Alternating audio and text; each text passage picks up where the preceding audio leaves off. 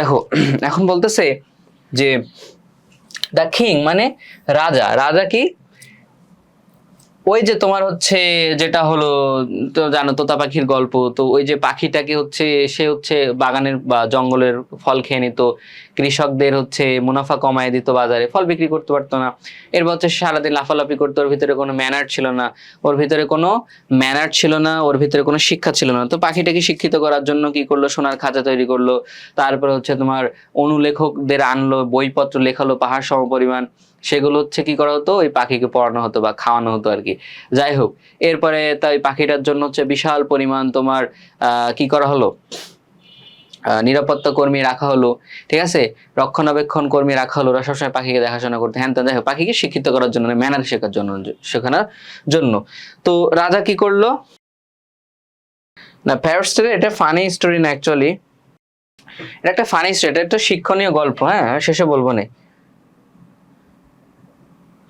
আচ্ছা দেখো কেমন বলছে দ্য কিং। এবার ওই যে পাখিকে শিক্ষিত, মানে তোমরা আগের পার্টটা পড়ে নিও, বুঝতে পারবা। পাখিকে শিক্ষিত করার জন্য রাজা মনে করো যে প্রচুর টাকা খরচ করছে, সোনার খাঁচা তৈরি করে দিছে, বিশাল পরিমাণ তোমার কি রাখা হয়েছে, রক্ষণাবেক্ষণ কর্মী রাখা হয়েছে, হ্যাঁ, তাদেরকে ব্যাপক পরিমাণ হচ্ছে স্বর্ণ মুদ্রা দিয়ে পুরস্কৃত করতো। রাজার যারা হচ্ছে ভাগিনা ছিল, ওরা হচ্ছে প্রচুর পরিমাণ টাকা পয়সা খাইছে আর কি। যাই হোক, অনেক টাকা খরচ করছে। তো রাজা দেখতে চলো, এই যে বলতেছে দ্য কিং, রাজা উইশ, এই যে উইশ, উইশ মানে কি, উইশের দুইটা অর্থ, উইশ মানে হচ্ছে ইচ্ছা করা, হ্যাঁ, আবার উইশ শব্দের অর্থ প্রার্থনা করা, দোয়া করা, এরকম আর কি। তো এখানে যেমন আমি বললাম I wish, I wish, I wish you, I wish you could get a plus, you could get a plus in the ACC exam, আমি দোয়া করি তুমি পরীক্ষায় এ প্লাস পাও, এরকম আর কি। এখানে উইশ শব্দটা তো ইচ্ছা করা, যে রাজা উইশ ইচ্ছা করলেন, কি কর, টু সি দেখতে, রাজা কি করতে ইচ্ছা করলেন, রাজা দ্য কিং, রাজা উইশ ইচ্ছা করলেন, টু সি দেখতে, কি দেখতে, দেখো পরে বলতেছে ফর হিমসেলফ, ফর হিমসেলফ, এই যে হিমসেলফ, এটা হচ্ছে তোমার রিফ্লেক্সিভ প্রোনাউন, হিমসেলফ, তাই না। তারপর হচ্ছে তোমার herself, himself, herself, ACL, herself, B হয়ে গেছে, ACL, herself। তারপর হচ্ছে তোমার কি বলে, themself, TACM, SELVS, themself, reflexive pronoun আর কি। এটা তোমার এইটা ব্যবহার করা হয় বাক্যের অর্থকে দৃঢ় প্রদান করার জন্য। তুমি বললা যে I have done the work, আমি কাজটা করেছি। আবার তুমি বললা যে আই মাইসেলফ, আয়ের পর একটা মাইসেলফ ইউজ করলা, reflexive pronoun, I myself have done the work, তখন অর্থ হবে আমি কাজটা করেছি, অর্থাৎ বাক্যের অর্থকে জোর প্রদান করতেছে এখানে, এটা আর কি। তো দ্য কিং উইশ ইচ্ছা করলেন, টু সি দেখতে, ফর হিমসেলফ নিজেই, হ্যাঁ, রাজা নিজেই দেখার ইচ্ছা করলেন, কি দেখার ইচ্ছা করলেন, দেখুন যে যে at what an at at what মানে কি, and মানে একটা, awesome মানে চমৎকার, ফেস মানে গতি, ফেস মানে কি গতি, যে কি চমৎকার গতিতে the birds is schooling মানে পাখির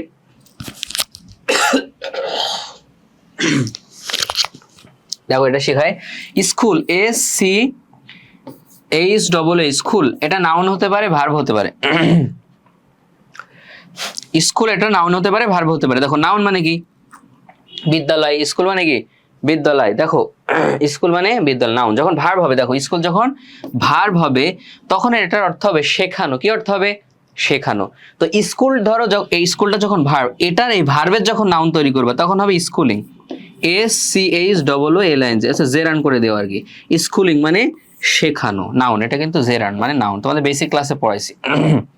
তাহলে স্কুল এটার অর্থ বিদ্যালয়, আর যে স্কুলের অর্থ শেখানো, কাউকে কোনো কিছু শেখানো, হ্যাঁ, এটার নাউন হচ্ছে স্কুলিং।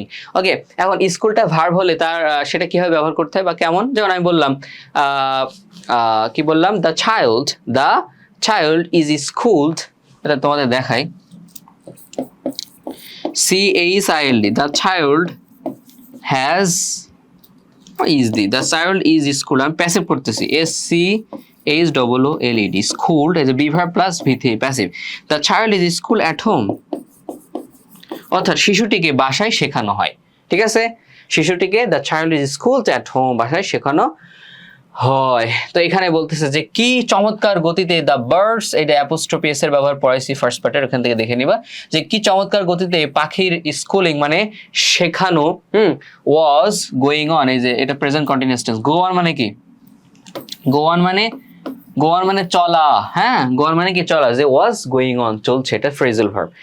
তো বলতেছে রাজা নিজেই দেখার ইচ্ছা পোষণ করলেন যে কি চমৎকার গতিতে পাখির শেখানোর কাজটা চলছে। টাকা রাজা তো প্রচুর স্বর্ণ মুদ্রা টাকা পয়সা খরচ করছে পাখিটাকে শেখানোর জন্য, কিন্তু সে কোনোদিন দেখে নাই যে আসলে কিভাবে স্কুলিংটা চলতেছে, তাই বলছে রাজা নিজেই দেখার ইচ্ছা করলেন। এবার বলছে ওয়ান ডে, একদিন,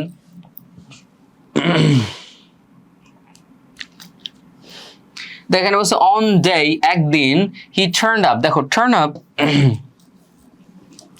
টার্ন আপ, এই যে TURN টার্ন আপ, এটা মানে হচ্ছে, এটা সিনোনিম হচ্ছে তোমার show up, show up, show up, ঠিক আছে কিনা? টার্ন আপ, শো আপ দুইটাই সিনোনিম একটা আরেকটার, এবং এটার অর্থ হচ্ছে উপস্থিত হওয়া। কি হওয়া? উপস্থিত হওয়া। ওকে, প্রেজেন্ট আর কি, প্রেজেন্ট, উপস্থিত হওয়া। দেখো তো টার্ন আপ মানে কি? উপস্থিত হওয়া। এখন শো আপ মানে উপস্থিত হওয়া। শো অফের আরেকটা ফ্রেজাল ভার্ব আছে, সেটা হচ্ছে show off, O double F, show off not up. Show off শব্দের অর্থ হচ্ছে দেখানো। ধরো তুমি একটা সুন্দর টি-শার্ট কিনছো, এটা পরেছো, বা একটা আইফোন কিনছো, ওটা তুমি হচ্ছে মানুষকে দেখাচ্ছ।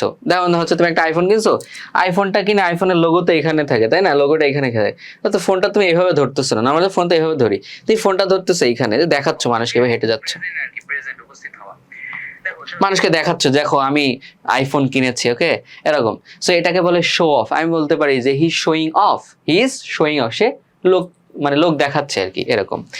শো অফ, এটা হচ্ছে show of. R show up R turn up মানে উপস্থিত হওয়া। তো বলছে ওয়ান ডে, একদিন, হি টার্নড আপ, তিনি উপস্থিত হলেন, রাজা আর কি, এট দ্য স্কুল রুম, শ্রেণীকক্ষে উপস্থিত হলেন। হ্যাঁ, উইথ নিয়ে, কি নিয়ে? উইথ মানে সহ, ধরো উইথ হিজ ফ্রেন্ডস, তার বন্ধুদের সহ। কাউন্সেলর মানে পরামর্শদাতা, কাউন্সেল।